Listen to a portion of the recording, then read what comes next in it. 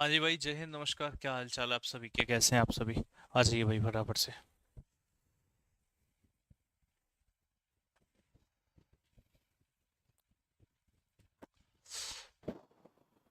Continue करें? हाँ जी भाई। हाँ जी भाई, कंटिन्यू करें। आ जाओ। बताओ, कल क्या पढ़ रहे थे हम? शायद यूनियन गवर्नमेंट शुरू कर दिया था हमने, है ना?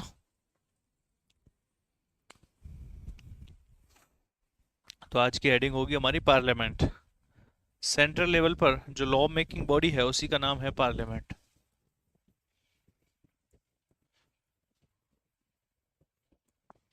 यानी कि संसद। तो आज का हमारा टॉपिक ही संसद है।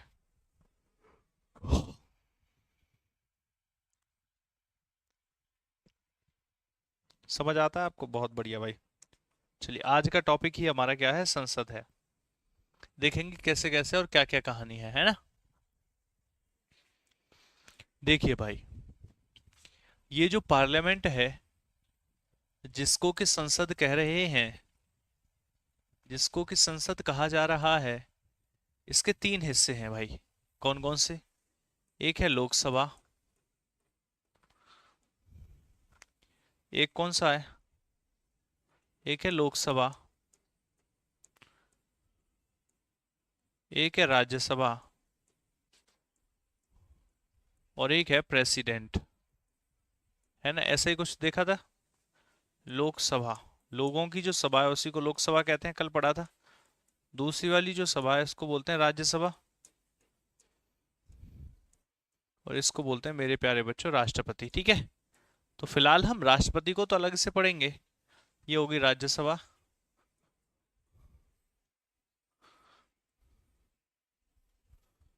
लोकसभा, राज्यसभा। ठीक है?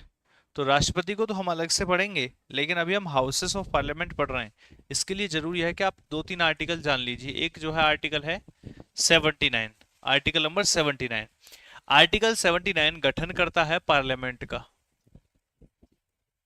आर्टिकल जो 79 है वो पार्लियामेंट का यानी कि संसद का गठन करता है। तो संसद का जो फॉर्मेशन है वो आर्टिकल नंबर 79 में आता है। ठीक है मेरे भाई? दूसरा, एक और आर्टिकल होता है इसके बाद में, आर्टिकल नंबर 80, जो कि गठन करता है राज्यसभा का।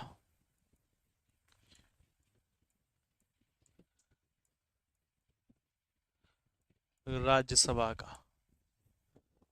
एक और आर्टिकल होता है मेरे भाई, आर्टिकल 81, जो कि गठन करता है लोकसभा का।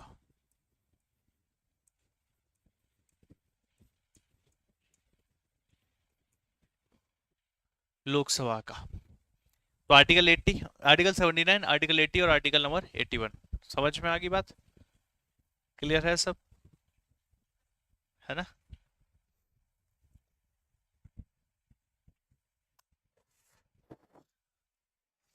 ठीक है मेरे भाई, बहुत बढ़िया। आज भी अब मैं समझाना शुरू करूं। तो हम ये देख चुके हैं, इसको लोअर हाउस कहते हैं, इसको अपर हाउस कहते हैं, इसे हाउस ऑफ पीपल कहते हैं, इसको आपका काउंसिल ऑफ स्टेट कहते हैं, इसके डायरेक्ट इलेक्शन होते हैं, इसके इनडायरेक्ट इलेक्शन होते हैं, ये टेम्परेरी हाउस है, ये परमानेंट हाउस है, ये फर्स्ट चैम्बर है, ये सेकंड चैम्बर है, ये पॉपुलर चैम्बर है ना? ये सारी चीजें है कि पार्लियामेंट्री फॉर्म ऑफ गवर्नमेंट जो है, इसको यूएस से और इसे ब्रिटेन से लिया गया है। ये सारी चीजें भी हम जो है जान चुके हैं, है ना? जान चुके थे। नोट हो गया? तो डाल दो हेडिंग एक तरफ लोकसभा, एक तरफ राज्यसभा। अब मैं सीटें बताता हूँ। तो इलेक्शन वगैरह कैसे होते हैं, कौन वोट डालता है, डायरेक्ट इलेक्शन है, इसमें मैंने बता ही दिया था। कितने साल तक कार्यकाल होता है ये भी मैंने बता दिया था। तो अब हम सीधा सीधा से जानते हैं कि इसमें स्ट्रेंथ कितनी होती है, कितने सदस्य होते हैं लोकसभा में और कितने सदस्य होते हैं राज्यसभा में।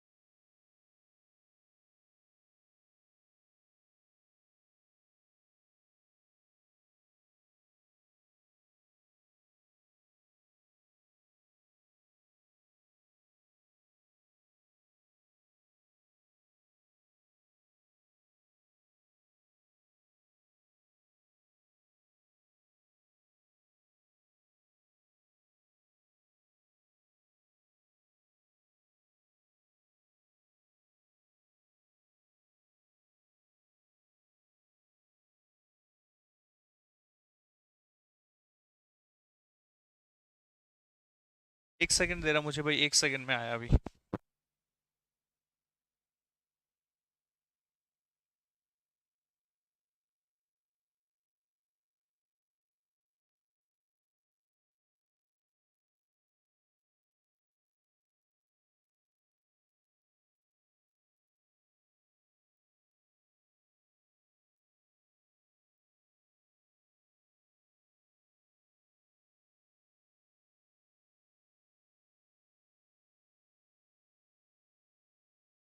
हाँ जी भाई लिखो।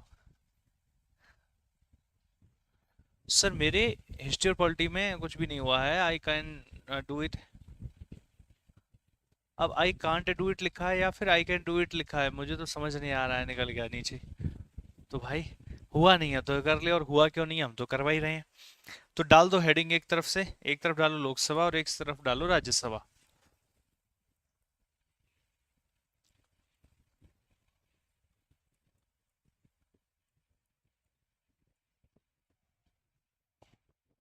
लोकसभा और एक तरफ डालो राज्यसभा।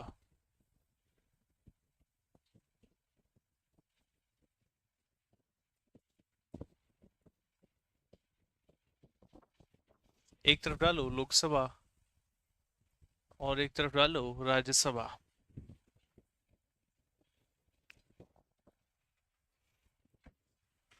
अब यहाँ पर लिखो स्ट्रेंथ, किसकी बात करेंगे अभी हम यहाँ पर, स्ट्रेंथ की, कितने लोग होते हैं। देखो मैं बात करता हूँ 2019 से पहले की, ठीक है, बिफोर 2021, बिफोर, ऐसे यहाँ लिख देता हूँ, यहाँ यहीं लिख देते हैं। जैसे यहाँ क्या होते थे, 552 लोग होते थे, पहले सुन लो इसको, बाद में लिखना, मैं समय दूंगा लिखने का, ठीक है। फिर तुम कहोगे ये गलत लिख दिया। पहले होते थे यहाँ पर 552 लोग, और इनको ऐसे डिवाइड किया गया था तीन पार्ट्स में। कैसे कैसे, 530, 20 और 2। 530 कहाँ से हुआ करते थे, स्टेट्स यानी कि राज्य। 20 कहाँ से, यूनियन टेरिटरी से। और दो कहाँ से, दो हुआ करते थे एंग्लो इंडियंस, जिन्होंने भारत में ही शादी कर ली थी ब्रिटिशर्स ने, तो जो उनके बच्चे हुए। जैसे एंग्लो मराठा वॉर का मतलब ब्रिटिश मराठाओं के बीच की लड़ाई। एंग्लो फ्रेंच वॉर मतलब ब्रिटिश की और फ्रेंचों के बीच की लड़ाई। एंग्लो सिख वॉर मतलब ब्रिटिश और सिखों के बीच की लड़ाई। तो सेम वैसे ही, तो इनकी जब इंडियंस में शादी कर ली थी, तो आज़ादी के बाद जब वो यहीं रह गए, तो उनके जो बच्चे थे वही एंग्लो इंडियंस कहलाए। अब दिक्कत क्या हुई कि जब यहाँ पर 552 सीटें डिसाइड की गई पूरे भारतवर्ष से, तो यहाँ इतने एंग्लो इंडियंस थे ही नहीं कि वो इलेक्शन में पार्टिसिपेट कर सके और उनका रिप्रेजेंटेशन सरकार में आ सके। तो फिर क्या किया गया, फिर ये कहा गया कि भैया यहाँ पर इन लोगों को, जो दो एंग्लो इंडियंस हैं, इनको सरकार में भेजा जाए, मतलब रिप्रेजेंटेशन दिया जाए लोकसभा में, ताकि ये अपने हक की बात रख सकें। इतने लोग थे नहीं कि वोट डालेंगे जीतेंगे और चले जाएंगे। तो फिर क्या करें कि भैया ठीक है, इनका इलेक्शन नहीं होगा, इनको राष्ट्रपति के द्वारा नॉमिनेट कर दिया जाएगा। जैसे ही लगेगा राष्ट्रपति को कि ये वाला ठीक है, तो यहाँ पर इन दो सीटों पर क्या हुआ करता था, इन दो सीटों के लिए भैया नॉमिनेशन होता था। सर कैसी बात करे, होता था का मतलब अब नहीं होता, नहीं अब नहीं होता। नॉमिनेशन का मतलब होता है नामांकन या फिर मनोनीत करना। नॉमिनेशन का मतलब क्या होता है, मनोनीत करना या नामांकन करना। चलो ठीक है मेरे भाई, ये भी बात मैंने आपकी मान ली, मनोनीत करना इसका मतलब होता है, ठीक है। अब क्या हुआ सर, अब एक्चुअली ये हुआ कि 2019 में, 2019 में, 2019 में, 2019 में इसको कंप्लीटली खत्म कर दिया गया, इन दो सीटों को ही खत्म कर दिया गया। और अब ये 550, 552 नहीं, 550 सीटें होती हैं। तो आफ्टर 2019 इन सीटों की जो संख्या है वो 552 की बजाय 550 हो गई, क्योंकि यहाँ पर एंग्लो इंडियंस बहुत ही ज्यादा, कुछ कुछ मतलब हंड्रेड्स में रह गए, और कुछ 200 300 400 लोगों के लिए, मतलब कैसे करके आपका जो है, दो लोगों को एंग्लो इंडियंस को नियुक्त करके भेजा जाए यहाँ, तो बड़ी समस्या हो गई। तो फिर ये कहा गया कि चलो ठीक है, इनके मनोनीत करने को रोकते हैं और इन दो सीटों को ही खत्म करते हैं। तो अभी प्रेजेंट टाइम में सीटों की संख्या कितनी हो गई अब, 50, क्योंकि एंग्लो इंडियंस को नॉमिनेट नहीं किया जाएगा। मेरे प्यारे बच्चों, इसके बाद की अगर हम बात करें, तो इसके बाद की बात यह है कि यहाँ पर 520 और 530 और 20 सीटें हैं। लेकिन एक और कहानी हुई।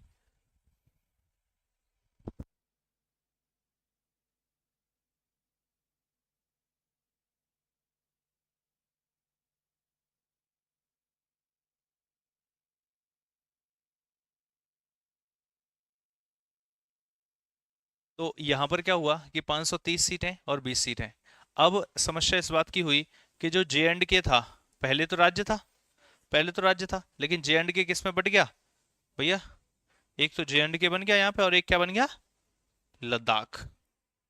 जे एंड के बन गया और एक क्या बन गया? लद्दाख। देखिए ऑफिशियली ये चेंज अभी नहीं हुआ है, मतलब ये तो चेंज हो चुका है कि जम्मू कश्मीर जो राज्य था अब ये यूनियन टेरिटरी बन चुका है। अब ये क्या बन चुका है? यूटी बन चुका है। ये बात तो अब सबको पता है कि पहले ये राज्य था, अब यूनियन टेरिटरी है।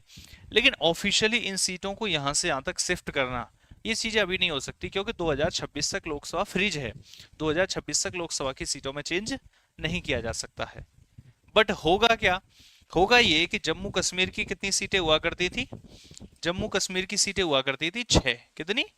छह। तो अब ये पांच और एक ऐसे डिवाइड हो चुकी है। तो ये छह सीटें भी भाई वहां से, यहां से निकल करके कहाँ चली जाएंगी? यूनियन टेरिटरी की तरफ चली जाएंगी। यही तो कहना चाह रहे हो तुम? जी सर, यही कहना चाह रहे हैं। तो ऐसे अभी तो सीटें फ्रीज हैं, बट ये अब जो कंसीडर करी जाती थी यहाँ पर, अब ये कहाँ कंसीडर करी जाएंगे? यूनियन टेरिटरी में। तो वो ऐसा फंसाने वाला क्वेश्चन आपको नहीं देगा, लेकिन मैंने आपको बता दिया 20 सीटें, 30 सीटें राज्यों से और 20 सीटें यूनियन टेरिटरी से। अब क्या हुआ है? जो जम्मू कश्मीर राज्य था, वो जम्मू कश्मीर अब यूनियन टेरिटरी बन चुका है। और जब जम्मू कश्मीर यूनियन टेरिटरी बन चुका है तो उसकी सीटें भी इधर आ जाएंगी। दो यूनियन टेरिटरी बन गए ना, ये जम्मू कश्मीर और लद्दाख। वहीं पर दादरा नगर हवेली और दमन वो क्या हुए? मर्ज हो चुके हैं। ठीक है मेरे भाई? ओके। तो ये कहानी है। बट मेरे प्यारे बच्चों, ये जो कहानी है, ये पता है कहाँ से कहाँ तक की है? ये तो सीटों की कहानी है। लेकिन प्रेजेंट टाइम में ऐसा थोड़ी है। प्रेजेंट टाइम में तो कहानी कुछ अलग है। प्रेजेंट टाइम में क्या है, जानोगे तुम? चलो, तो प्रेजेंट टाइम की कहानी को जानते हैं, मिटा देते हैं इसको। तो लिखो एट प्रेजेंट। क्या लिखोगे? At present. ये तो मैंने आपको स्ट्रेंथ बताई। एट प्रेजेंट, प्रेजेंट में कितनी सीटें हैं? 543। एट प्रेजेंट कितनी सीटें हैं? 543। अब ये 543 क्यों है? वो इस वजह से हैं, या फिर ऐसे लिख लो, एट प्रेजेंट 550। 550 को कैसे डिवाइड किया गया है? 530 और 20। लेकिन इस 20 में क्या समस्या है? इस 20 में क्या समस्या है वो भी बताता हूं। इस 20 में से 7 सीटें जो हैं वैकेंट हैं। 7 सीटें क्या हैं? वैकेंट हैं। तो यहां पर कितनी भरी हुई हैं? 13 यहां भरी हुई हैं, और 530 यहां पर भरी हुई हैं। तो टोटल कितनी हो गई? तो एट प्रेजेंट अगर हम बात करें तो कितने सदस्य हैं लोकसभा में?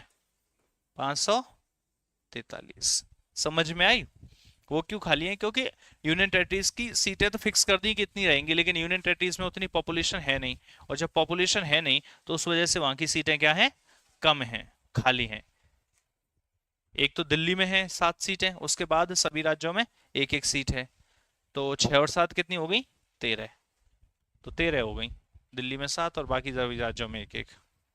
ऐसे करके है। तो इसको छाप लो भाई तब तक एक बार, फिर हम राज्यसभा की तरफ चलेंगे।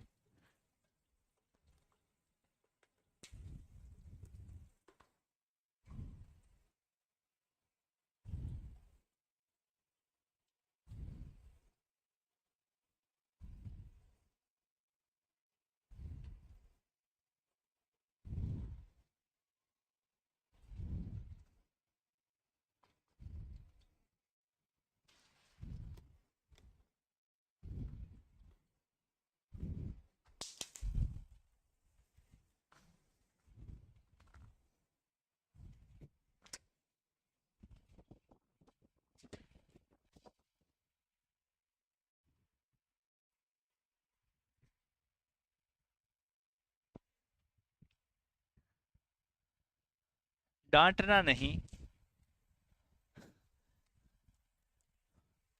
भाई, अकेले नहीं कर सकता, अकेले। 2/3 जो लोग होते हैं ना, 2/3, अगर 2/3 से ज्यादा कोई भी पार्टी है जो जीत करके गई है, चाहे केंद्र सरकार में हो राज्य में हो, अगर अकेला व्यक्ति पार्टी चेंज करता है तो एंटी डिफेक्शन लॉ लग जाता है, दल बदल कानून, अगर जीतने के बाद करता है तो। लेकिन अगर 2/3 लोग पार्टी चेंज करते हैं तो फिर वो कर सकते हैं। Can you able to see my chat? Yes. क्या नाम है? मोहम्मद, शयान, अरमान।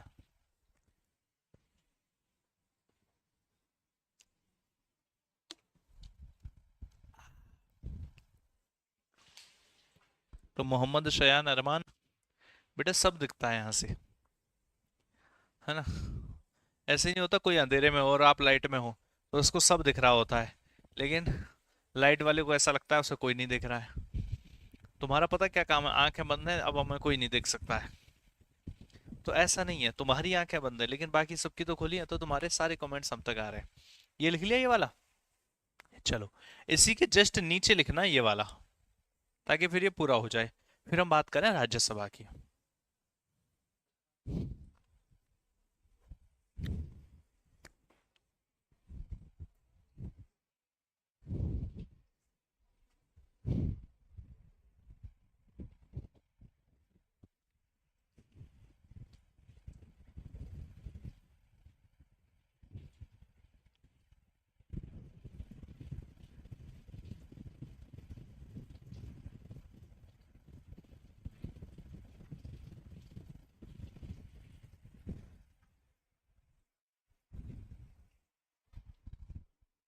चले भाई, चलिए आ जाइए।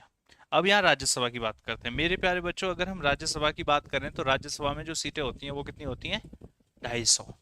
इन 250 सीटों को कैसे डिवाइड किया जाता है, दो पार्ट्स में। कैसे, 238 और 12। 238 सीटें कहाँ से होती हैं, स्टेट्स और यूनियन टेरिटरीज से, है ना। और 12 कहाँ से होती हैं, नॉमिनेशन, यानी नामांकन।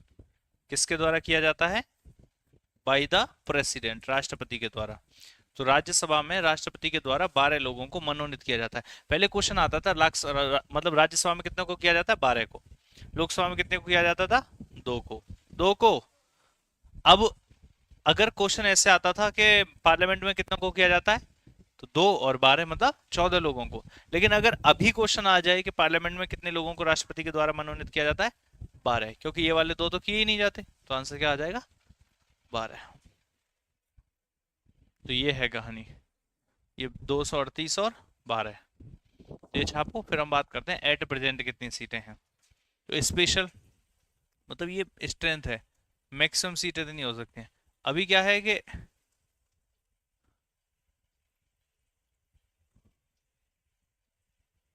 अभी ये है कि प्रेजेंट टाइम में इतनी नहीं है, प्रेजेंट टाइम में तो कम है, 245 है। एट प्रेजेंट कितनी है, 245।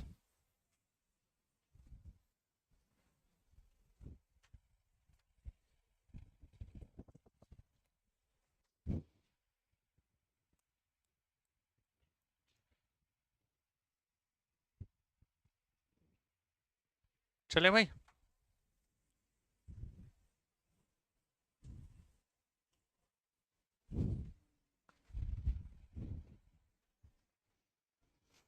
चलिए भाई, प्रेजेंट टाइम में कितनी है, 245। इन 245 को कैसे डिवाइड किया जाता है, कोई बताएगा मुझे। 245 को कैसे डिवाइड किया जाता है, ऐसे, ऐसे और ऐसे। कैसे कैसे, 229, 4 और 12। 229 कहाँ से, स्टेट, 4 कहाँ से, यूनियन टेरिटरीज, और 12 कहाँ से, नॉमिनेशन, यानी नामांकन, nomination by the president. 4 union territories से और 229 राज्यों से। लेकिन अब इसमें से क्या, जम्मू कश्मीर भी किधर पहुंच चुका है, यूटी यूनियन टेरिटरी, ये दिल्ली और कहाँ से, पुदुचेरी से। अब इनमें से जम्मू कश्मीर भी यूटीज में पहुंच चुका है, तो 4 उसकी सीटें भी हो जाएंगी, लेकिन जब हो जाएंगी तब हो जाएंगी। फिलहाल जो चल रहा था वही चल रहा है।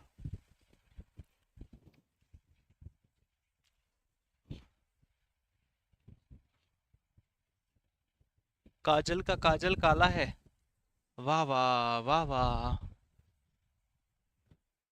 गुरुजी, राज्यसभा में यूटीज कहाँ से आते हैं, ये तो रहे यूटी, यूनियन टेरिटरी के लोग भी तो वोट डालते हैं। आप मुझे एक बात बताओ, इन राज्यसभा के लोगों को कहाँ से चुना गया है, आप मुझे एक बात बताइए। ये जो राज्यसभा के लोग हैं इनको कहाँ से चुना गया है। तो तुमने कहा सर स्टेट लेवल पर जो विधानसभा होती है ये होती है जनता। जनता ने किसको वोट डाला, राज्य के चाचा विधायकों को। और चाचा विधायकों ने किसको वोट डाला, राज्यसभा को। तो सभी राज्यों में चाचा विधायक हैं एक तो। दूसरा, ऐसी कितने यूनियन टेरिटरीज हैं जहां चाचा विधायक हैं, सिर्फ 2, दिल्ली और पुडुचेरी। बाकी कहीं तो विधानसभा है ही नहीं। वो अभी हम राज्य पढ़ेंगे तो पता चलेगा आपको, जो नहीं पता होगा तो 2 ही है।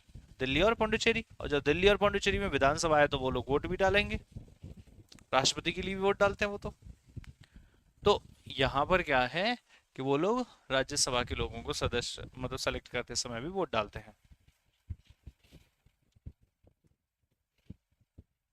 सर मैं एकदम ध्यान से क्लास देखता हूँ और इसकी शॉट लेता हूँ सारी क्लास का, रात को नोट्स नोट कर लेता हूँ और फिर जो क्लास कल फिर से स्टार्ट होने वाली है 10 मिनट पहले पढ़ लेता हूँ। अरे वाह भाई, एकदम खतरनाक स्ट्रेटेजी। 3 बार रिवीजन हो जाता है, एक बार क्लास के समय, एक बार रात को और एक बार सुबह में, मतलब मजे आ जाते हैं, मजे आ जाते हैं।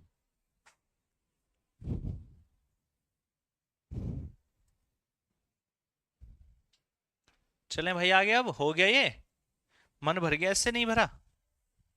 नहीं भरा? 3 बार रिवीजन करता हूँ, बहुत बढ़िया। अरे मुन्ना बहुत बढ़िया, मन खुश कर दिया तूने, मन चंगा चंगा कर दिया, चंगा चंगा। आओ मैं बताता हूँ अब आपका जो है रिजर्वेशन के बारे में, ठीक है? किसके बारे में? रिजर्वेशन के बारे में।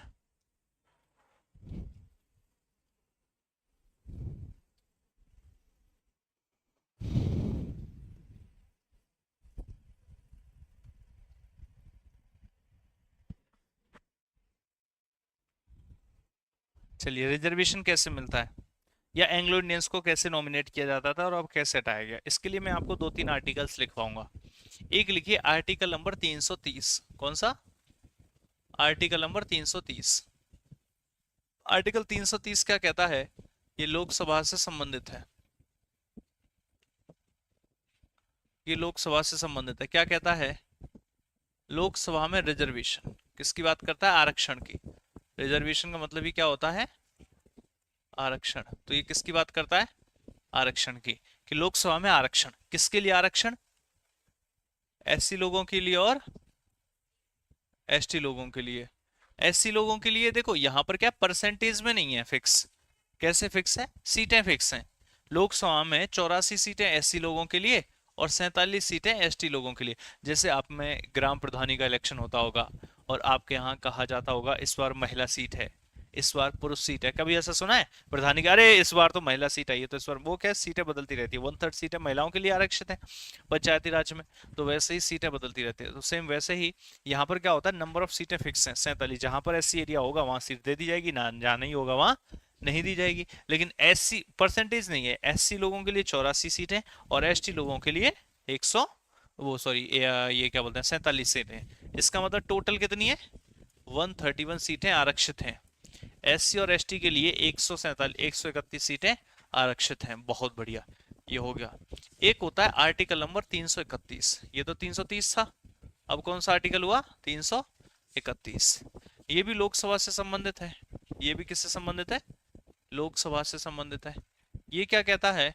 ये कहता है कि जो राष्ट्रपति, लोकसभा में जो राष्ट्रपति होगा, जो राष्ट्रपति होगा ये 2 एंग्लो इंडियंस को नॉमिनेट करेगा। समझ में आई बात या नहीं आई? एंग्लो इंडियंस को नॉमिनेट करेगा यानी नामांकित, नॉमिनेट करेगा यानी मनोनीत करेगा, नामांकित करेगा, नामांकित करेगा। समझ में आई? तो लोकसभा के अंदर जो एससी और एसटी लोगों को रिजर्वेशन मिलता है वो आर्टिकल 330 के तहत मिलता है। और जो एंग्लो इंडियंस को नॉमिनेट किया जाता था ये आर्टिकल 331 के तहत किया जाता था। ये मैंने बात बता दी आपको। अच्छा, ये तो हो गया सेंट्रल लेवल पर। जैसे केंद्र लेवल पर लोकसभा और राज्यसभा होता है, वैसे राज्य लेवल पर विधानसभा और विधान परिषद होता है। तो उससे संबंधित भी 2 आर्टिकल्स हैं, लिख लेंगे जरा। एक है आर्टिकल 332, 332। ये क्या कहता है? ये बात करता है लेजिस्लेटिव असेंबली की। लेजिस्लेटिव असेंबली, इसको हिंदी में क्या कहेंगे? Legislative assembly. और जैसे केंद्र में लोकसभा होती है वैसे राज्य में लेजिस्लेटिव असेंबली होगी है। इसको हिंदी में क्या बोलते हैं? विधान। वो लोकसभा है तो ये क्या है? विधान सभा। राज्य में विधानसभा होती है। ये किसकी बात करता है? विधानसभा में रिजर्वेशन की। रिजर्वेशन यानी कि आरक्षण, आरक्षण की बात करता है किस चीज का आरक्षण? एससी लोगों का और एसटी का।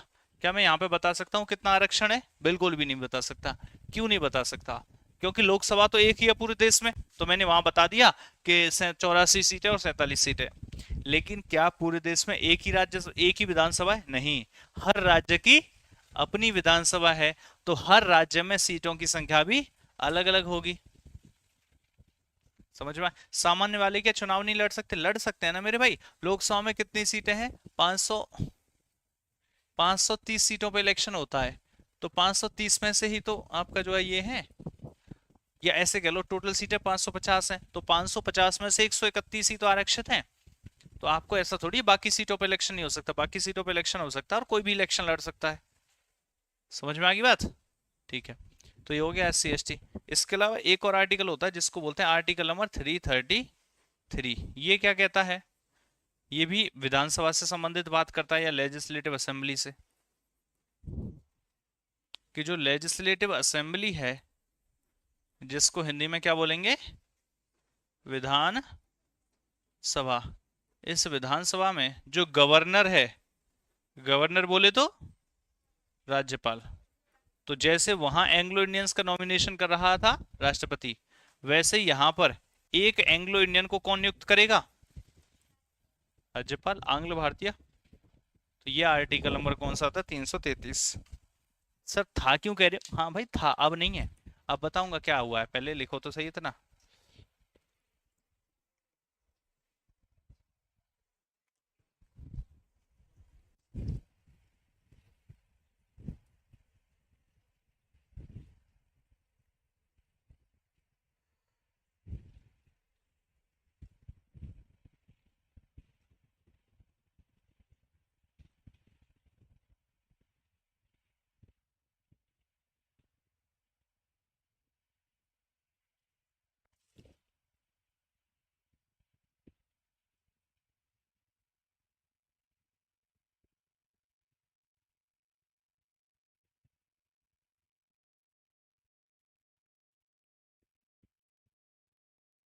लिख लो जल्दी से। नहीं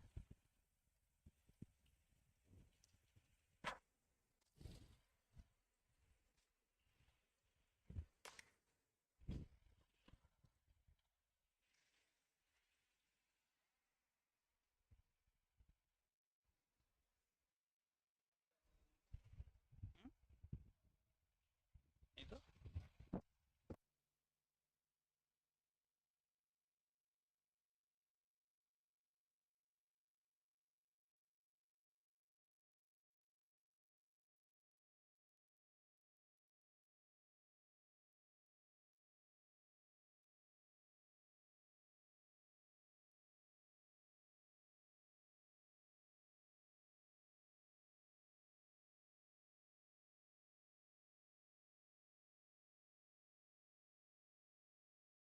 चले भाई, आ जाओ। अब नोटेड ना? Very good. So now see, अब यहां पर एक और आर्टिकल करवाता हूं मैं आपको। ये चार हो गए। 330 31, जो 30 31 कहते हैं वही 32 33 कहते हैं। 30 31 लोकसभा के लिए कहते हैं और 32 33 विधानसभा के लिए कहते हैं। अब देखो क्या हुआ, एक और करवाता हूं बस, 334। कौन सा? Article number 334। ये आर्टिकल क्या कहता है?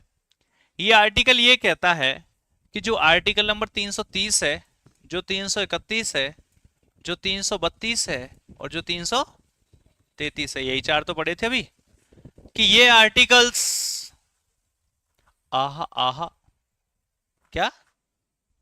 आहा आहा, ये आर्टिकल्स, आहा आहा, लिखो आगे। 26 जनवरी 1950 कि ये आर्टिकल्स 26 जनवरी 1950 से अगले 10 वर्ष के लिए, 10 वर्ष को कैसे लिखेंगे? +10 years के लिए लागू किए जाते हैं। फिर आ गया होगा 1960, तो वहां पर क्या कर दिया गया होगा? +10 years, ऐसे करके बढ़ा दिया जाता है। हर 10 वर्ष में बढ़ाया जा रहा था इसको। ऐसे ही बढ़ाया गया था कि इन आर्टिकल्स को प्लस अगले 70 वर्ष ऐसे बढ़ाया जाता है। संविधान लागू होने से 10 वर्ष तक, फिर बढ़ाना होगा तो संविधान लागू होने से अगले 20 वर्ष तक। फिर बढ़ाना होगा तो संविधान लागू होने से अगले 30 वर्ष तक, संविधान लागू होने से अगले 70 वर्ष तक। 70 वर्ष बोले तो 2019, 20 में तो पूरा हो जाएगा ना। अरे जो 50 से शुरू हुआ 51 में एक हो गया ना वो, तो ऐसे करके अगले 10 साल तक ऐसे करके मतलब पूरा हो जाएगा जस्ट 60 में। तो पहले बढ़ाओगे ना, मतलब जो 2020 का वो आएगा, जो भी है 26 जनवरी आएगा वहां, तो ये पूरा ही हो जाएगा। तो अब मैं बात कर रहा हूँ 2019 में, तो हाँ जो भी है 2020 तक कर लो, ऐसे ही बढ़ाया जाना था।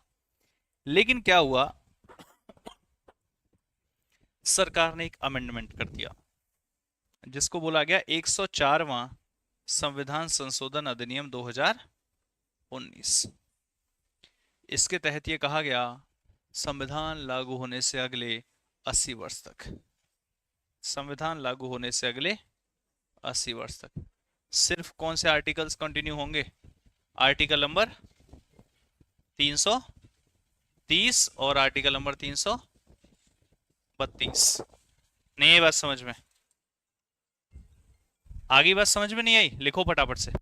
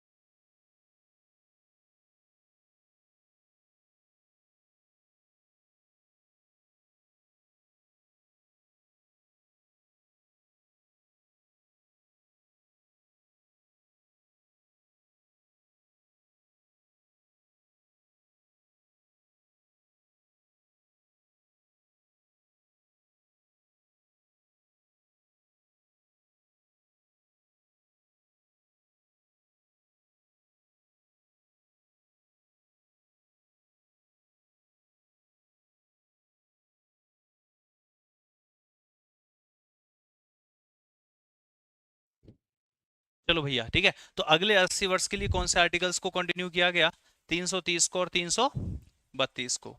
समझ में आ गई बात। चलो इसको तुम जो कह रहे हो वो कर लो यार, और बताओ 20 कर लो, ऐसे ही तो कहना चाह रहे हो तुम कि 26 जनवरी 2020।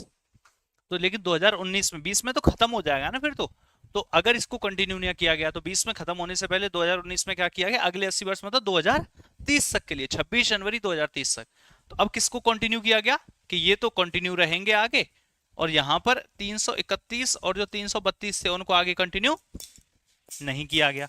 इसका मतलब क्या है, 331 32 में क्या था, देखो ये तो कंटिन्यू हो गया और ये वाला भी कंटिन्यू हो गया। 331 में क्या था कि दो एंग्लो इंडियंस को नॉमिनेट नहीं किया जाएगा, तो ये वाला खत्म हो गया और ये वाला भी खत्म हो गया, क्योंकि आर्टिकल 334 में ये चेंज कर दिया गया। तो ये कौन से अमेंडमेंट एक्ट से, अब आता हूं मैं यहाँ पर, देखो लिखने को मैं यहाँ भी लिख देता कि इनको खत्म किया गया, लेकिन अब आई ना बात समझ में पूरी की पूरी। तो कहानी क्या है कि 104वें संविधान संशोधन अधिनियम से 2019 में एंग्लो इंडियंस के नॉमिनेशन को खत्म किया गया। लेकिन उसके लिए कैसे खत्म किया गया, इन आर्टिकल्स को, जो आर्टिकल नंबर 331 है और 333 है, इनको आगे नहीं बढ़ाया गया, और आर्टिकल 330 और 331 को आगे बढ़ाया गया अगले 10 साल के लिए। अब अगर इनको 2029 में ना बढ़ाया गया तो फिर ये खत्म हो जाएंगे, और अगर बढ़ाया गया तो फिर बढ़ा दिए जाएंगे अगले 10 साल के लिए। अरे एक्चुअली हुआ 2019 में था, लेकिन देखो यहाँ 26 जनवरी 1950 है तो ये 26 जनवरी 1960 तक चल जाएगा। तो वो 2000 उससे पहले 26 जनवरी 1900 2020 से हमें पहले करना पड़ेगा, तो इसलिए इसको 2019 में कर दिया गया चेंज को। समझ गए, ये है कहानी। बस लिख लिया हो, आगे बढ़ते हैं फिर।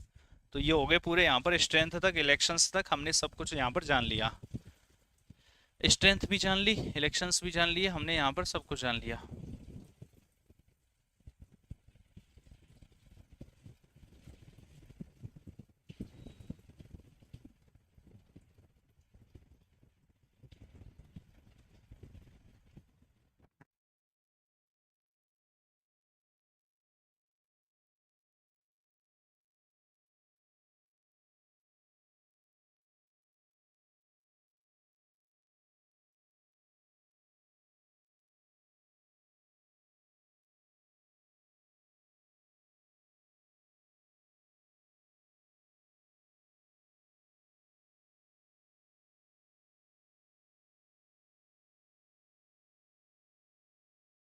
चलिए भाई, ठीक है, चलिए ठीक है ठीक है ठीक है, समझ गए, आ जाइए।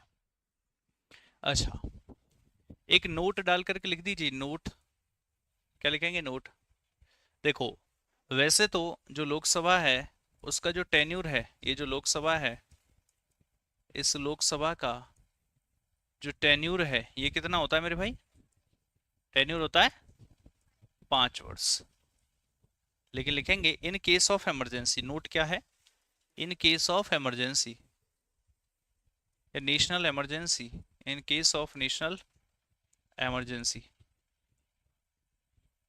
जब राष्ट्रीय आपातकाल के केस में, अगर भारत में राष्ट्रीय आपातकाल लगा हो, राष्ट्रीय आपातकाल लगा हो, आपातकाल लगा हो, तो उस केस में ये जो टेन्यूर है इसको 1 साल के लिए बढ़ाया जा सकता है।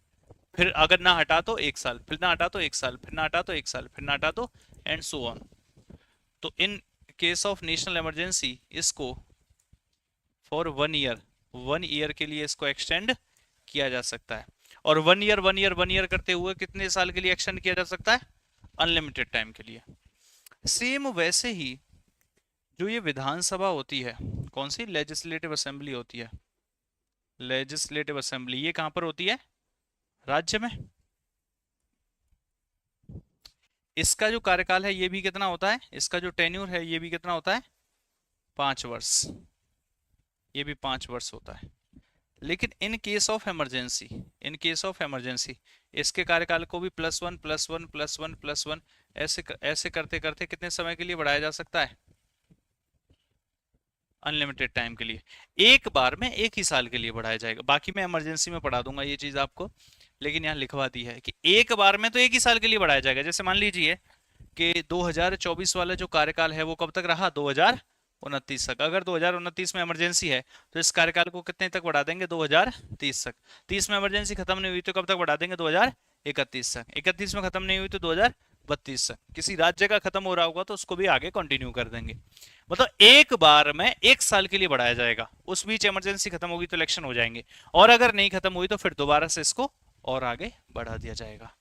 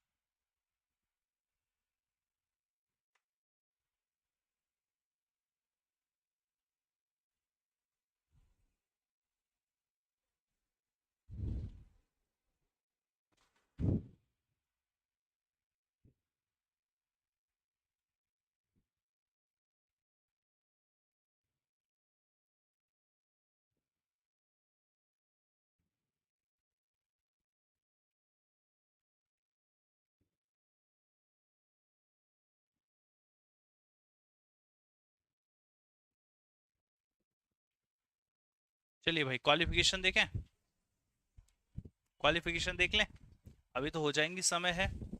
देखिए, क्वालिफिकेशन देख लेते हैं। एक तरफ डालिए लोकसभा, फिर कल इसकी वर्किंग देखेंगे, वर्किंग ऑफ पार्लियामेंट। कल का टॉपिक क्या हो जाएगा, वर्किंग ऑफ। आज का टॉपिक पार्लियामेंट हो गया, तो कल का वर्किंग हो जाएगा लोकसभा, और दूसरी तरफ क्या डाल देंगे, राज्यसभा। अब यहाँ पर जो इलेक्शंस होते हैं इसमें SC ST के लिए सीटें फिक्स हैं, ये आपको पता चल चुका है, एंग्लो इंडियंस वाली है नहीं। नंबर ऑफ सीटें कितनी है ये भी पता चल चुका है। अब हम इसकी क्वालिफिकेशंस यहाँ पर देख लेते हैं। क्वालिफिकेशंस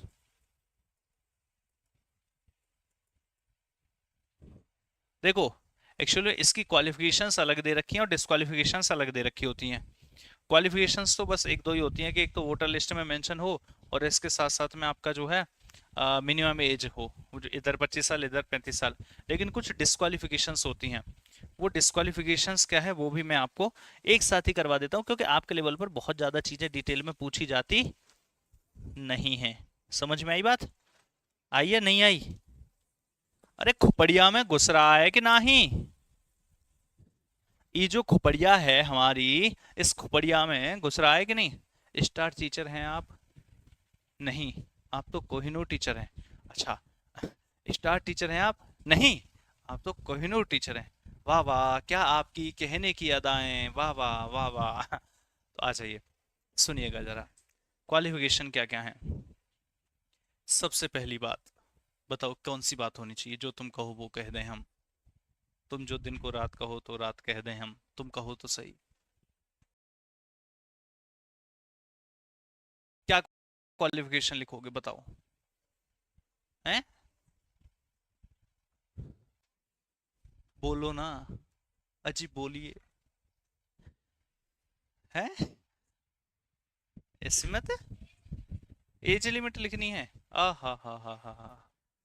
चलो भैया, मिनिमम एज लिख लो। मिनिमम एज, एज लिमिट नहीं होती एक्चुअली, मिनिमम एज होती है, ठीक है? ऊपर की एज नहीं होती, सिर्फ मिनिमम एज होती है। रिटायरमेंट एज नहीं होती।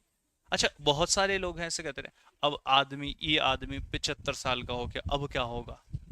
अब क्या होगा? अब 76 का हो जाएगा, फिर 77 का हो जाएगा। होना क्या है ना? 78 का होना क्या है? तो मिनिमम एज कितनी है भैया? 25 वर्ष। ये मेजर डिफरेंस है लोकसभा और राज्यसभा में। इस चीज को याद रखना कि जो मिनिमम एज है वो यहाँ पर 25 वर्ष है। यहाँ पर जो मिनिमम एज है वो कितनी है? 30 वर्ष। 35 काहे होगी भाई गधो? 30 वर्ष। आ जाओ, और बताओ क्या लिखोगे? भारतीय होगा या कोई भी आकर के जी लड़ ले? भारतीय, इंडियन, पहले एक साइड का ही लिख लो, भारतीय। और बताओ क्या हाल है? और क्या लिखा जाए? जो जो तुम बोलते चलोगे वो मैं लिखता चलूंगा। और बताओ क्या लिखा जाए? Date of birth? नालायक आदमी। चेयर ऑफ प्रॉफिट पर ना हो। चेयर ऑफ प्रॉफिट पर ना हो। चेयर ऑफ प्रॉफिट को हिंदी में बोलते हैं लाभ का पद। अब समझ में नहीं आया सर, लाभ का पद है क्या? तुम्हारे समझ आ गया? मेरे नहीं आया, बता क्या है? बता क्या है? जल्दी बोल, जल्द। अरे बेवकूफ आदमी, भांग वांग खाली दिखे है? लाभ के पद का क्या मतलब है?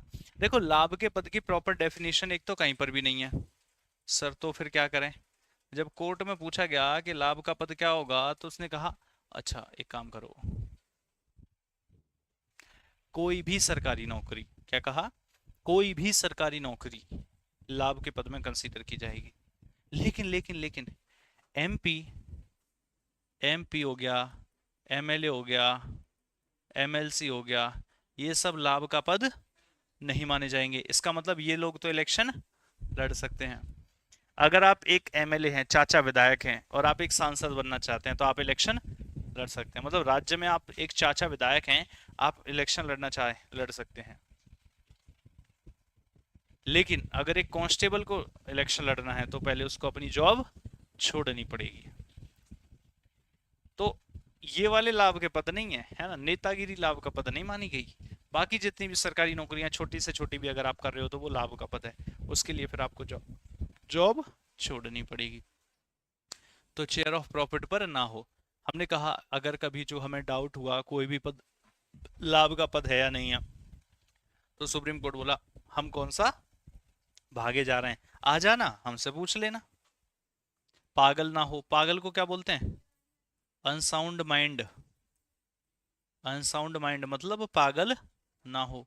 इंसॉल्वेंट ना हो, बैंक करप्ट ना हो, दिवालिया ना हो, इंसॉल्वेंट ना हो, इंसॉल्वेंट या बैंक करप्ट ना हो। ऐसा ना हो कि यहाँ पर सिर्फ अपने जो कर्जा ले रखा है उसी को उधारी चुकता करने के लिए आ रहा हो, तो जनता की सेवा क्या करेगा?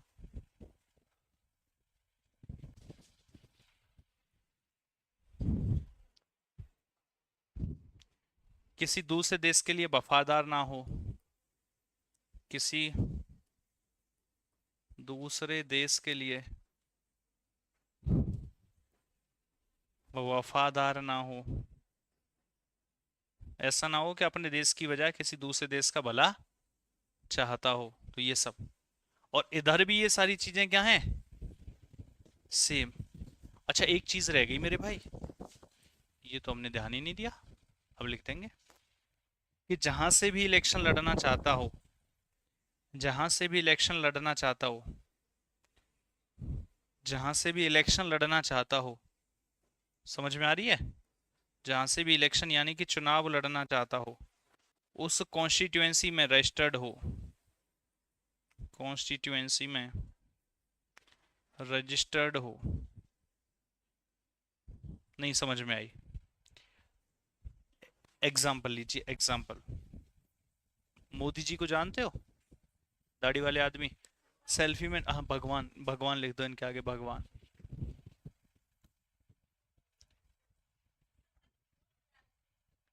बिल्कुल आइएगा भाई, वैष्णवी चौहान, दिव्यांशु यादव, तो मोदी जी है ना।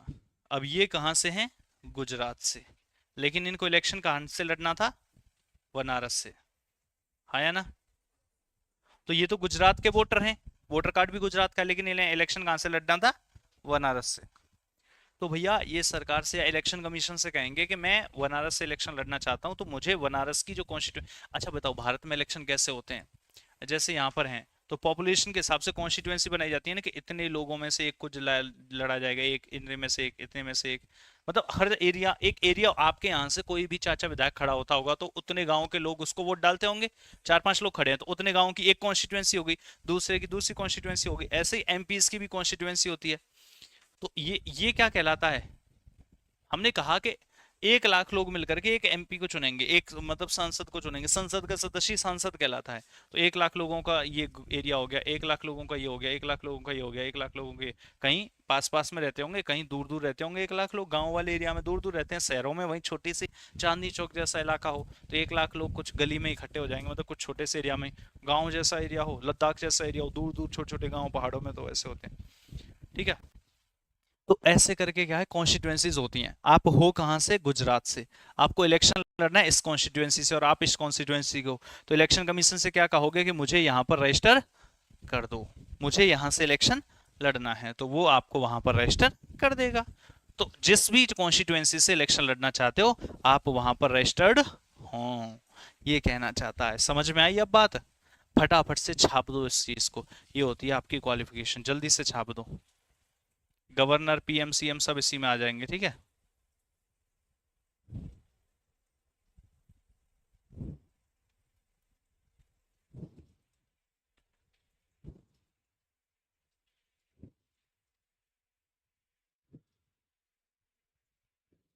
तो ये हो गई क्वालिफिकेशन। कल का जो टॉपिक होगा हमारा वो होगा वर्किंग ऑफ पार्लियामेंट। आज क्लास समाप्ति की घोषणा कर रहा है, कल फिर मिलेंगे आपसे, बेहतरीन बेहतरीन से टॉपिक्स को पढ़ेंगे। कल का टॉपिक होगा वर्किंग ऑफ पार्लियामेंट, पार्लियामेंट काम कैसे करती है, ये जो हम कहते हैं स्पीकर है ये कैसे चुना जाता है, कोई आदमी अपनी आवाज कैसे रखता है, क्वेश्चन पुटअप कैसे किए जाते हैं पार्लियामेंट में, उनके आंसर्स कैसे मिलते हैं, कितने प्रकार के क्वेश्चंस होते हैं, कौन से कलर के पेपर पे लिख करके दिए जाते हैं, कैसे खड़ा हो जा इस क्वेश्चन का आंसर दे, कोई क्या ऐसा कह सकता है क्या, सुन ले तूने कल पूछा था क्या, कोई ऐसा कहता है क्या बात कर रहे हो, जान दे देंगे, ऐसे करके क्वेश्चंस के आंसर दिए जाते हैं। तो ये सारी चीजें जो है कल पढ़ेंगे हम, समझ गए। तो वर्किंग ऑफ पार्लियामेंट जो टॉपिक है वो टॉपिक हम कल पढ़ेंगे, समझ में आई बात। अच्छा चलता हूँ, दुआओं में याद रखना, कल हम मिलेंगे पार्लियामेंट में, ठीक है। Okay, take care, tata, bye bye, love you all, जय हिंद, जय भारत, ठीक है, बाय बाय।